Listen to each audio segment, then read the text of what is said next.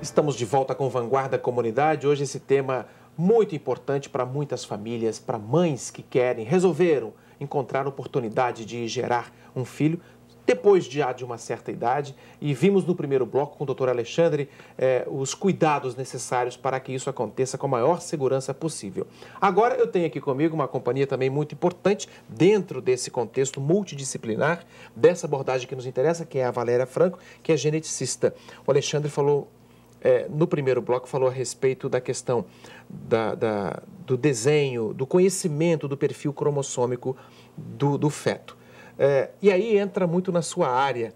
Como é que é a procura das mães, sobretudo a angústia de muitas mães que chegam sabendo do peso de já estarem com uma idade maior e querendo conhecer a questão dos cromossomos, da síndrome de Down ou de outras ocorrências que podem realmente atrapalhar esse processo todo e interferir na tranquilidade de uma gestação, Valéria?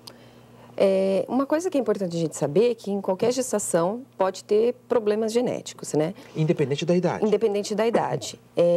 Quanto menor a idade, mães com bebês com problemas, pior é o prognóstico, porque isso pode ser originário dos pais. Diferente de mulheres a partir de 35 anos, que a chance de ter um bebê, como a gente chama de uma trissomia livre, ou sem ter nada a ver com os pais, não tendo herdado isso dos pais, é maior do que pessoas mais jovens. Quando você fala trissomia, seria no par 21 o síndrome de Down? Essa é a mais comum, essa é a mais conhecida, mas ela não é a única. Trissomia são sempre 3 cromossomos, onde deveria ter 2. Por exemplo, tem algumas outras síndromes que são ligadas à idade também. Esse excesso de material genético que provoca as características, por exemplo, da síndrome de Down. Isso. A síndrome de Down, só para a gente esclarecer, ela é uma trissomia do cromossomo 21. Mas temos do cromossomo 13, cromossomo 18. Que causam outras características. Outras síndromes. Outras síndromes. Né? Outras síndromes.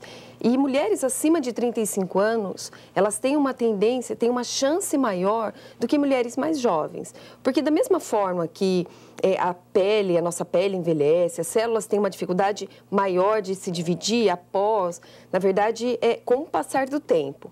Os óvulos também. E as mulheres envelhecem. Também envelhecem. As mulheres nascem com os óvulos que elas vão ter para a vida toda. Então, esses óvulos com 30, 40, eles têm a idade que a mulher tem. Então, quando vão ter essas divisões celulares, eles também têm uma dificuldade na divisão celular. E por isso que nas mulheres mais velhas tem uma chance maior de ter algum problema genético. Valéria, com relação à procura, como é que você lida com essa ansiedade que as pessoas têm de chegar até lá? Vou procurar a doutora Valéria Franco, geneticista, para saber como é que eu descubro se eu vou ter algum tipo de problema, porque a gente imagina que as mães que não tiveram filhos ainda e que decidiram ter depois de uma certa idade, carregam as mesmas angústias das mães mais imaturas, mais jovens.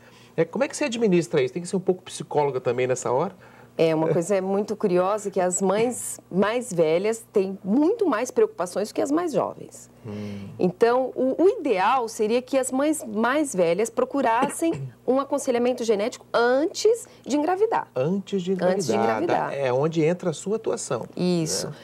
Né? Antes e durante também. Durante, quando tem algum marcador que deu alguma alteração e para a gente fazer o diagnóstico conclusivo. Esse é durante a gestação. Antes da gestação, para verificar se um dos pais também não tem algum problema que possa ser transmitido para os filhos. Então uma coisa é já engravidar aos 35. Outra coisa é, antes disso, verificar se há alguma possibilidade que alguma coisa dê errado. Aí é que entra a sua atuação profissional. Isso, porque além dos problemas genéticos ligados à idade, a gente tem que saber que também existem os problemas que não são ligados à idade e que toda a população geral pode ter, independente da idade. Então, no caso, antes você colhe o material do casal para poder fazer essa avaliação. Eu faço uma entrevista que tem uma investigação familiar. Então, aí não são abordados simplesmente os dois, mas às vezes tem alguma alteração genética que vem da família, então que tem que ser investigado para gestação atual. É importante falar com o nosso telespectador isso. É importante você saber que não basta apenas você querer ter o filho, a mãezinha querer ter o filho já e realizar um sonho. Mas para evitar dissabores, desconfortos, inclusive dentro da relação marido e mulher, que essa avaliação seja feita antes, é o que está falando aqui a geneticista Valéria Franco, para que aí o conforto de toda a família se realize, fazendo uma leitura da condição cromossômica da família inteira como um todo. E depois que a mulher engravida, como é que é esse procedimento? Como é que são os exames? Os exames, os exames genéticos, eles são conclusivos, tá? Eles não são de rastreamento, eles não vão só ter uma chance maior de ter ou não ter, como alguns exames. Mas ele é diagnóstico, tá? Ele é preciso. Então, é feito retirada, quando a mulher já está grávida, retirada de líquido amniótico ou de vilo corial, que é da placenta, a gente manda para análise e tem um diagnóstico conclusivo. Isso para a parte citogenética. Para os marcadores moleculares, aí só quando tem algum histórico familiar que a gente pede esses marcadores que são mais precisos, tá? E que são um pouco mais raros. Uma coisa importante a gente falar, que fala assim, de mulheres acima de 35 anos, mas não é a minha primeira gestação.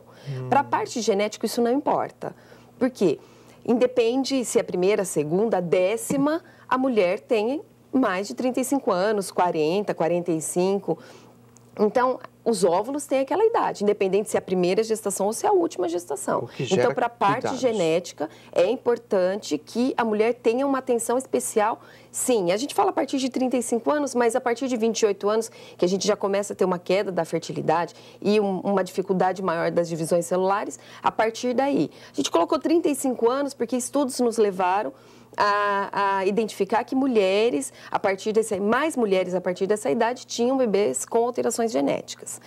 Mas a gente tem que sempre saber que, apesar de uma chance aumentada em mulheres mais velhas, a chance maior ainda é de ter um bebê normal.